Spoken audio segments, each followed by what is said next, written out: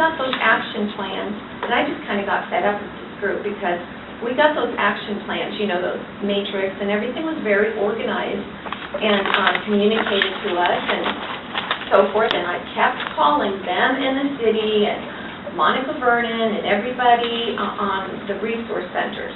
And even Sarah Elsie was saying, hey, look, we were going to have community centers in the neighborhoods, and Monica kept saying, oh, yeah, that's a priority, and not at all. Nothing's moved forward with that except their pre-flood, multi-generational center. And that's it. There's been no talk about community centers, and that came out in the open houses, too. There's been no talk about neighborhood pocket parks. You know, I'm talking with pavilions and trees and stuff that, not those little things like, you know, on Williams Boulevard where they have this little triangle park, you know, green spot, you know. So, Lisa, these guys, when I asked that question, they didn't feel that way. And I have to honestly say, when we went through these meetings, I didn't hear anything from you saying that you felt that way. Yep, constantly. I was saying that. I was bringing up where are the community resource centers, where are the pocket parks? And they weren't on the action plan, and I brought it up, and I just kept being ignored. The city had their action plan set, and it's like they didn't even want to hear the different things that came out of the process. And I am a big fighter for the neighborhood, so I don't go into the special interest or anything like that, or get in bed with the city. I'm speaking for the people, and that's been a big complaint. And they were ignoring what did come out. So what progress do you see has been made? The city's plans, whatever they want. They bond for whatever they can't get. Have you taken a look at the Parks and Rec Master Plan? Because I think that dealt with some of those issues that came out of, you know, it was started pre-flood, and then the flood happens when they finished it up, taking into account everything that's going on, and the idea of pocket parks compared to, you know, larger, I think they call them signature parks. So that addressed, I think, that with the idea of pocket parks.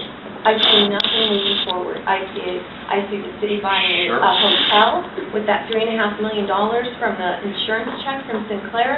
That could have helped with a whole lot of pocket parks or build a resource center. It took how long? 3 years to demolish the Time Check Rec Center in a neighborhood in the state that needed a resource center more than anything, so that we could all get together and you know, compare notes and everything, and help one another with the assistance that's available. There's been assistance out there that the flood victims have never even heard of, and that would have been different had we had that community center back. Even if it was a FEMA trailer. I worked hard with Julie Steina and got that, and the school board, and got that temporary FEMA trailer at Harrison. Julie, we looked at where Matthew 25 is located now, and we had decided to, and with Scott Olson and Julie Steina, and we were going to use that as our resource center. And Julie promised she'd get it on the agenda the next time, and so I backed off and started taking care of my own personal flood issues. Find out, she just dropped the ball. So what are you happy about? Not much. What am I happy about, AJ? We visit all the time. Can she help me know what I'm happy about? I don't remember anything. I think there is progress being made. There's a rec center being planned on the northwest side, near the Time Check Park. There's development continuing on the northwest side. There's an overlay district being talked about for Ellis Boulevard to keep the character of the neighborhood. That was part of the neighborhood development, our neighborhood planning process, that we wanted to keep the character of the neighborhood the same. And we're talking about standards to ensure that. Rec Center. The rec center. Those are the positive things that I can say right now in my neighborhood. What about you, Dan? I think there's still a frustration on my part about the efforts to protect the west side, but that's just me. You know, we moved out of the building, we're never going back there.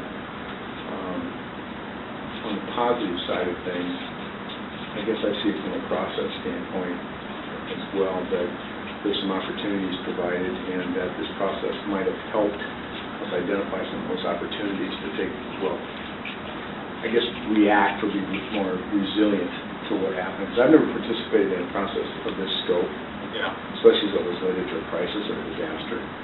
You know, I think that was new to a lot of folks. You know, at the same time, people were really going through their own individual and business reactions, not even grieving yet, but just reacting to the stuff that happened to them. Folks like Lisa were trying to participate in the process. At the same time, that's tough. You know, I saw a lot of that in the meetings. The dedicated folks who were really trying to participate and make things better still had to go home and do all their own stuff. You know, and then there were folks out that you talked about before on the northeast side or whatever who didn't have any direct impact.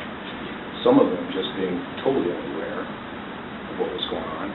Many of them wanting to participate, not knowing how, and feeling somewhat guilty because they weren't impacted directly. And that was happening Yeah. with some folks. Like Yeah, I heard a lot of people feel guilty too. You know, it sounds kind of weird, but I live out in that area with some folks that were just saying what I do. I don't understand the devastation. They live in this town. Understand. Well, I know, they live in this town. You know? And they really didn't, you know, take the time just to walk around downtown. Yeah. So I tell them to just walk around the neighborhoods, just see what's happened to some of these folks. And the ones that did would get it and try to help. The ones that didn't apparently care enough to do it. But I don't know if that answered your question or not. It's a very emotional No, kind it of is. process. Did you this know? kind of capture creating resiliency? I think it's created some mechanisms for planning and related to resiliency and maybe has forced some groups to work together that wouldn't in the past. Which I wouldn't go through this again to make that happen, but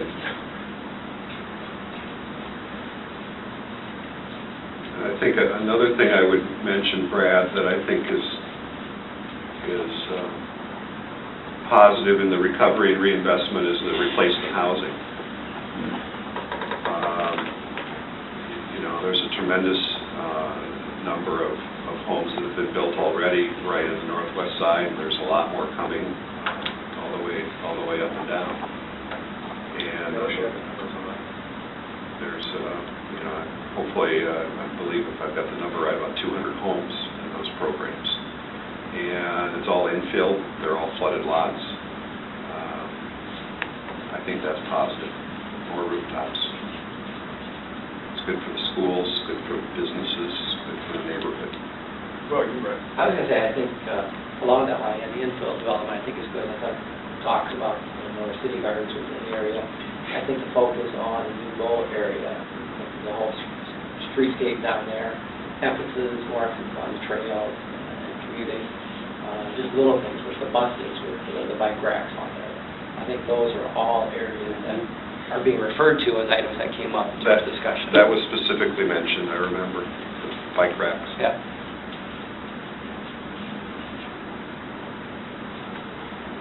So all of these things that we've listed, I like Newbo because that's my neighborhood. Yeah, I have something positive. Right down along there. I live in the middle of a park now. I don't have neighbor problems anymore. That's So positive. of all these, what are you kind of, what do you think is the most significant to you, or what are you most proud about, I guess, to put it in one way?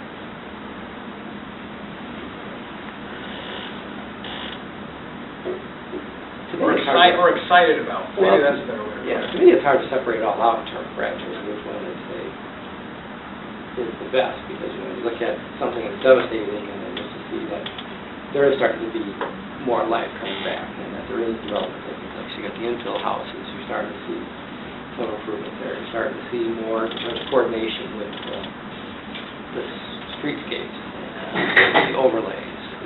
Now people are starting to think, hey, we need to start looking beyond tomorrow and start thinking years ahead instead of what goes in that block next year. I would add that I think that, you know, more people are looking forward now, looking to the future instead of looking back, instead of still being focused on the devastation of that event, which we're coming up on 4 years. I've got, you know, reporters contacting me again, wanting to do stories. Yeah. You know, it's that time again. But, you know, I'm looking forward. There's so many positive things happening that I think more and more people are looking that way. Yeah, I think I feel that way too. I feel like Here, Lisa. There's a lot of things, we're going through the action plans, and when we were doing these updates, we were doing the quarterly at the very beginning, and then it went to biannual, and then it went to annual as we got further out. But I remember when we were putting those together, it was, it seemed like everything was just about there when I was looking at everything. It was just about there. It seems like we've kind of gotten through the hump. A lot of stuff in the next couple of years is going to get to the completion phase. Fourth Street, the housing, the facilities, public facilities coming back. That's my opinion. Didn't Drew replace you and being with the Ozone Solar Group, or was it the other way around? I don't Drew think he was there member- all the time there. He was there, but Brad was the lead staff person. Drew was gone. You know when we were meeting at Dan's? Yeah. Drew was. I think that's when. Oh, yeah. That's it. That'll do it. The FYI, my wife is due in next week, so. Congratulations. Number 2. Can I make some comments on some of those that certain people in here see as positive? Because I think it's important to discuss the other side. The replacement housing, the new construction, that if things actually occurred the fair and the right way and the legal way, we wouldn't have needed that replacement housing. You know, there were some people that walked away, but there were most people that were frustrated with the process. A lot of it had to do with the administration of Jumpstart, which ironically is getting the free property, the nonprofit hired for Jumpstart. So there was a lot of people kind of basically forced out, even in the neighborhood revitalization area, because they weren't getting the help. Groups like Block by Block had taken over the volunteers, so it was next to impossible to get the volunteer help, and making contracts with them and everything, and it was just very, it was wrong. And so although the replacement housing, like Al brought out, they are meeting the character of the neighborhood. I've driven through there, the new houses, they do fit in there, and I'm really happy about that. But it wasn't right how the flood victims were treated, and if we had gotten the help to rehab, we wouldn't have even needed that. We wouldn't have needed buyouts, we wouldn't have needed the demolitions, we wouldn't have needed interim mortgage assistance, we wouldn't have needed down payment assistance, and we wouldn't have been giving these properties away for free, and we wouldn't have needed the money for replacement housing. We've been tracking the satisfaction of the people that have gone through the process, and I won't say that it's 100%, but by far the vast majority have been appreciative of the help that they've received. Well, sure, but, they're getting a house with 25% down payment assistance. They didn't have to deal with, most of them, if not all, are not flood victims. They didn't have to deal with what we went through. We should have gotten the help first instead of the non-flood victims getting these brand-new houses at 25% down payment. So I'd be happy too if I were in their shoes. So what we'd like to do, kind of the theme that we've been talking about is the progress that's been made, and kind of the full circle. You're getting calls again from reporters because it's been 4 years later. People still remember this, even though it's been 4 years. One of the things that we're concerned about is, having people remember the hard work that was put into this. And so we put together this presentation that kind of put together the stats of the NPP.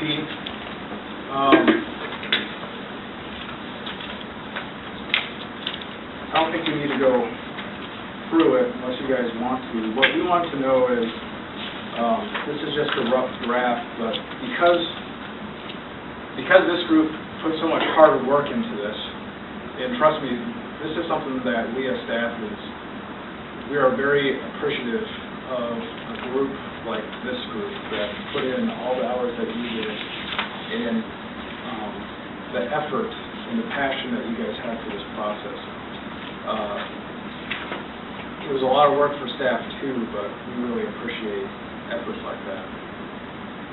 What we'd like to ask you is if there's a group, 1, 2, or 3 of the representatives from the steering committee that would like to present this information to the city council on June 26th. I would be there or another staff person because my wife is still here. Would be there to help with any technical questions, but we feel that would be really, that the city council needs to hear this from the steering committee, because the steering committee is really the champions of the process. I nominate Brett. Well, you said you had seven, so. Yeah, You were my you're pretty second quick. choice. Well, actually, you were. And also, I think most of you guys have been engaged in some way or another with flood recovery, different programs, multifamily, or the new construction, or reviewing proposals. I'd be happy to help with that. If Al's going to do it, I'll help him. Okay. So if you guys could look through here, tell me what you think is missing. We don't have to do it here. You guys can take it home. This is something we put together last month, and there's new numbers that we need to update the process. But if there's key messages that you think that are missing and that you think need to be added into, we're all ears and we want to include that information.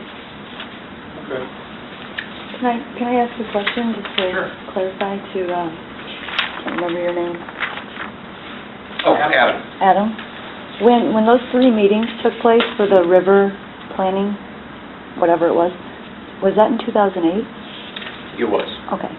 And then, I just wanted to make a comment on what Lisa said, that we were force-fed choices. I had neighbors that would have liked to have their neighborhood just the way it was, and they were forced to move out. I know a lady who lived in her house since 1961, and when she learned that this was a voluntary property acquisition and she really didn't have to move out, she was very upset. And then, I guess for progress, it depends on your definition of progress. I seen the demolition of our rec center as going the opposite direction. It was not green. All of the heating and cooling was on the roof. The only thing that was wrong was the city just did not clean it out, or the county. It was one of the two. I couldn't get either one of them to do anything to clean it out. If we could have just cleaned it out, we wouldn't have had to waste however much millions of dollars on a new rec center. That would have made a lot of people happy. I mean, and the fact of the matter is, it's still in the 100-year floodplain. So we're still going to have upset people. We can send you the river corridor master plan that we did right after the flood. It has the information on when the meetings were, how many hundreds of people participated, et cetera. Okay. And also the park and rec master plan. I've seen that. Goes into the greenway and the issue of I'm kind of- I'm disenchanted with all that because my house still sits on First Street. We had flood insurance, unlike some people in here, and we were responsible, and we did what we were supposed to do with our flood insurance money. We don't appreciate being told that we're not, we're being treated like children. Oh, this is for your own good. But is it for our own good? We just wiped out a 120-year-old tax base. Was it for our own good?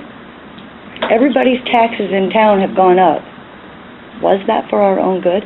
So, I mean, and I love the way the Nubo looks. I think it looks great. Keep up the good work. I mean, there's a lot of positive things that have come out of this flood. And one thing I wouldn't trade is the friendships and relationships I've made afterwards. But, my kids and I participated, and I just feel like everything that my kids have suggested, nothing has been used. Not one suggestion. We want to save a stone house on 3rd Street and make it into a bathroom for the Greenway. we are still fighting with city council members over that. Sears and Roebuck. It's a Sears and Roebuck home, yeah. I mean, we live there. Why can't we have some say in what goes on in our neighborhood? There's a lot of, the money that the city received from the federal government.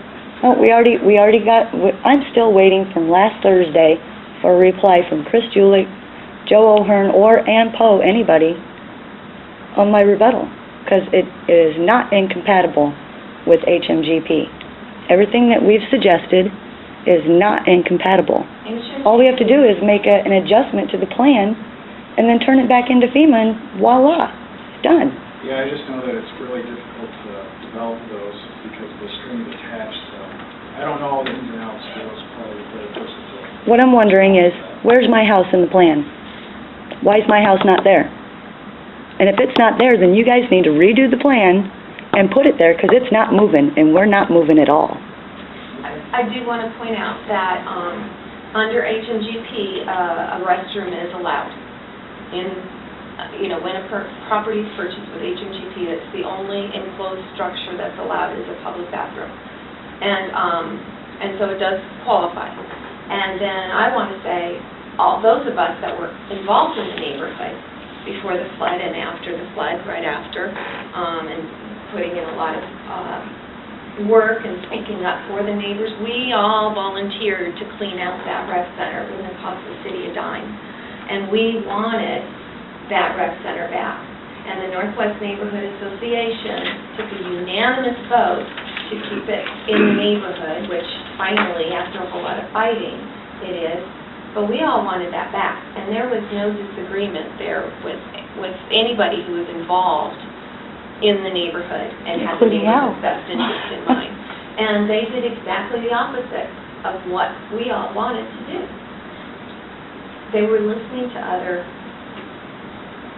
groups and doing what they wanted, because that multi-generational center was planned, long before the flood, and they were using that opportunity to get what they wanted. Use the old Wells Fargo Bank for the multi-generation center. That'd be a perfect place for it. Seriously. Well, I really appreciate you guys taking more of your time to help us out and do this presentation. Is there anything else that you guys want to comment on, or you need from staff?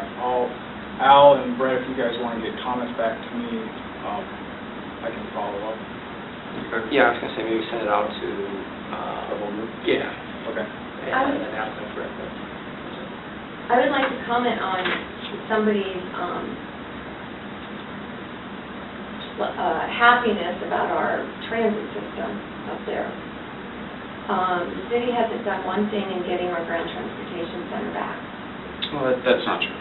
No, it's been muck and gut, and that's it. No, I mean, and I'm not expecting all citizens, whether they've been flood impacted or not, because they can stay in the same position. There are a lot of things going on that people don't know about. Oh, yeah, I know about their And for one, plan. the federal government, the city had received a grant in 2004 or 5 maybe, to build, and I don't know why, but they received a grant to build almost the exact same duplicate facility somewhere in the city. It's going to be planned to be a couple blocks away. New city council came on board, those things changed. Now the flood happens, and the Federal Transit Administration, who administers the grant, and it doesn't matter what anyone in Cedar Rapids wants or says, FTA at the end of the day has the final say. And they said, you have to be definitely out of the 100-year floodplain, so the old sites are out, and they really wanted us out of the 500-year. Now, at the same time, their rules say if you want to get rid of the GTC, you want to sell it, you want to do whatever, you have to pay the federal government back. A lot of money. Came out to be $4.4 million. Yes, I know. But if you go back to the 100-year floodplain into the GTC, you won't have to pay us back. I think you have it the other way around, right? No, not at all. If you go back, you have to pay it back. Nope, not at all. Well, that's not what the city manager has said. Well, the city manager has the facts. I mean, Information. basically, if we go back to the GTC, and that's why the decision was made, we do not have to pay the federal interest, remaining federal interest, to the federal government. That's a fact. City manager knows it, everyone involved knows it. However, Sure, they made the decision. so if we go back to the 100-year floodplain, we don't have to pay the money back. If we were to go outside of the 100-year floodplain,